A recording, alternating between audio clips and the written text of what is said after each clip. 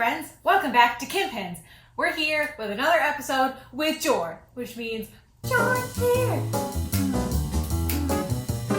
Jor's here. And we're testing and talking about the Fear Street Trilogy on Netflix. Yeah. Ooh. First and foremost, so we are taste testing a beverage today. That's why we got our cups here. I did another punch. It's been a while since I've done a punch on the channel. It's a nice summery cucumber lime punch that can be alcoholic or non-alcoholic. Y'all know how I feel about that. So recipe is linked below. Couple things, my limeade can broke in the freezer. That was a real bummer. So I made my own limeade concentrate. And I'm a little worried that this might be too sweet because it's soda. And I didn't do the diet soda because I don't like diet soda because it's just fake sugar. So I think for me personally, this might be too sweet to do in like a big cocktail batch. But if you did I think that would probably be better without having tasted it first. I would have also liked to soak my cucumber longer in here to have a stronger cucumber flavor. So I did deviate a little bit from the recipe and I put a little plain sparkling water topper on ours and I threw some vodka in here. So are you ready? Oh, and also support your local NPR stations and PBS. And support weddings. Support your wife. Yeah. I like it. Yeah. I think if this had been all soda, I wouldn't like it as much and definitely soak the cucumbers for longer. I also might have the proportions a little bit off because I literally just made these two and not a big batch because it's just us. I don't need to have a full 2 liter of soda. No, it's nice and refreshing. Perfect for a summer hangout. Summer's day. You know when summer hangouts can be a thing again. I mean, I think if it's even just you're hanging out. That's true. Yeah. Make your own backyard paradise. Yeah. So yeah, I'd say we recommend this punch recipe. And again, alcoholic, non-alcoholic, you're winning either way. Let's get into this Fear Street Trilogy. So Fear Street Trilogy, we watched all 3 movies on Netflix as they were released. There was 1994, 1978, and 1666. I'm going to start this by saying I am a big fan of the Fear Street books. I'm going to say am because I do still love them even though I haven't read them since being a child. I read my first one somewhere around 3rd or 4th grade, and it was 99 Fear Street, the saga, but the second one, so like the second evil, I forget what they actually call it.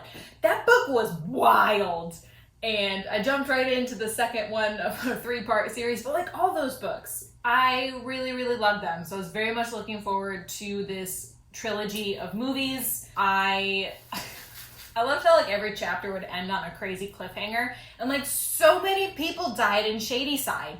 So many teenagers just like dying. Well, Shadyside is where all the Fear Street books are set. So you've got Shadyside in the books. Fear Street is like the cursed street. All the books have either Fear Street in it, the actual street. There's also Fear Island, or like the main character lives on Fear Street. So the whole concept is that Shadyside is like cursed, but in the books it's very much focused on Fear Street and the Fear family. Whereas these movies, what I really liked was that like the whole town of Shadyside is cursed, and they go right in with being like, this town is crazy, so many people die here, so many teenagers die here. Which was like, why do people keep moving to Shadyside is what I always thought when I was reading the books. So reading the Fear Street books as a kid, I was like, why would anybody live here? But now as an adult who is trying to buy a house, I'm like, oof, Fear Street is full of a lot of fixer-uppers. So that's probably how all those people ended up moving onto that street. So we open up in 1994 and you go into, and we're not going to do spoilers on this one. Here's what I loved about it. It takes the setting of Shadyside and kind of the Fear Street, and it's got Sarah Fear. It's very much focused on the legend of Sarah Fear, who was a character in the books. It's been a very long time, but they had another Fear Street saga that kind of told the whole story of why Shadyside is the way it is, which I believe is different from what they did in the movies. So what they did for these movies that I really liked was they're not trying to remake books. They're essentially taking the setting and some of the lore around Sarah Fear and like the Fear name and going from there. So already it's not a story that I've heard, and I'm not comparing it to books. So I really liked that. One thing I always liked about the books was that it felt like those were teenagers from the 90s. And it almost felt like, it felt like they took teenagers from now and put them in 1994, 1978, and 1666. like the way they interacted with one another, which I kind of missed from the books. Like I would have loved to just see some like straight up 90s teenagers. There's a lot of Easter eggs of the actual Fear Street books. I loved that. And I don't know. I really liked the story. They released the movies 1 week and then the next week and then the next week. I thought they were solid horror movies. They're rated R, so they're very much made for the kids who grew up watching or reading these books to watch these movies. So as a fan of Fear Street, I really, really liked it. Okay. I am not a fan of Fear Street. Well, that is to say I've never read the books. I was a Goosebumps kid, and you never read Goosebumps. I never read Goosebumps. I just skipped right over that. Yeah. Straight into the murder and the teenagers. So I can't remember when the first Fear Street came out, but like I was just kind of on to other things at that point. It was the early 90s. You weren't even... Is it? Think they... Actually, maybe like 89 was the first one. Really? So I think you just missed it. Maybe I just missed it. Maybe it was like, not necessarily the first time that they came out, but the first time I heard about them. I think I was just kind of... I had started on Goosebumps, and I was reading a lot of those and everything. And even I had my fill with Goosebumps and stuff like that. I remember the TV show, the Goosebumps TV show. I liked that a lot. So I like R.L. Stine. I mean, I was in for this. I mean, one, because I kind of had to be, and again, just because I like horror and stuff like that. So I'm a big horror guy. I thought they were okay. The first one, 1994, I really, really wanted to. So it features my two favorite eras, the 90s and the 70s. So it was all about that. The first one I really wanted to like love because of the setting and everything, but it literally put me to sleep. I fell asleep watching it. He falls asleep watching most things, I should say. I fell asleep watching this one without the desire to watch it again. It's like it was just really kind of boring. It was a lot of exposition, a lot of here's a cool thing at the beginning, here's a whole lot of talking, and then here's maybe one other cool thing, and then a whole bunch of foreshadowing, and then we're out. Well, no. Get it? They're trying to set it up. It had an ending to the first one. Like, you could take that whole first movie, and without the bit that they tacked on to the very end to tie it into the rest, show that the story was through the whole trilogy, that was one story. So if you take the 1994 movie, and there is a natural cutoff part for it, and then there's a part that they added to make it a continuous trilogy, not like a movie 1, movie 2, movie 3. Like, it's a continuous story through all 3 movies, which they are able to do because from the onset, they were like, this is a trilogy of 3 movies. We are signed on for all 3 movies. They are all coming out together. They are one story. Not, I'm going to do my first movie and set up in the hopes that I get a sequel. Zack Snyder. The second one was cool. I like 78 a whole lot, actually. It's a summer camp. It's a very Friday the 13th vibe to it. Yeah. It brought all that back. These things are gory. Ooh, yes, that is one thing. She said R-rated, and yeah, but like, no, they're like sometimes, and in the second one, even as big of a horror fan as I am, I was like, okay, like, we get it. There are some parts where you're like, I get it, they're dead. Cut away. So, but it was really a whole lot of fun, and the sort of reveal at the end and everything was really, really satisfying. And then we enter the third part, which it's the 1666.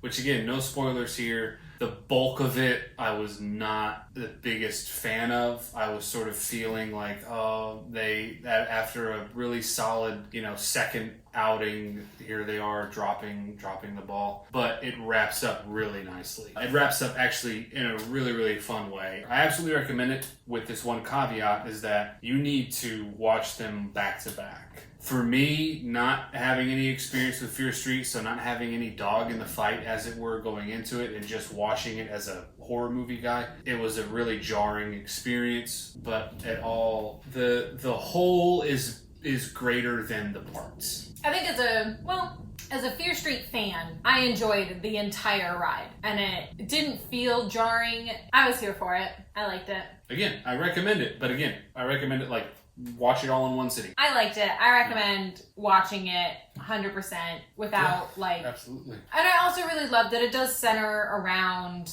an LGBTQ plus love story. Without highlighting it, it just... Yeah, it's just kind of like, thing. they're there. Yeah. That's the main, like, couple. So I liked how they did that. Yeah, I think that's really important too. Again, I mean, to include a relationship like that, or to include not just a relationship, but like main character, you know what I mean? And to not have it be a huge deal. It's just kind of a thing, you know, the movie's not, you know, patting itself on the back because of, it's just like, hey, this is just a character, so it makes sense. It's not about their relationship. Like, there's a group of characters, but I feel like that relationship is the main one, but it's not the main story. Yeah. It's just there, and it's nice. It's done well. But if you're a fan of Fear Street and you're expecting these movies to be just a retelling of some of the stories that are in the book, it's not. So don't go into that expectation. Manage your expectations and just go along for the ride. All right, well, that's our video for this week. Go watch the Fear Street Saga. Watch it all in one sitting. Maybe mix up some Punch and... Don't forget to comment below. Were you a Fear Street person? Are you Team Fear Street or Team Goosebumps? I'm drawing a line in the sand right now.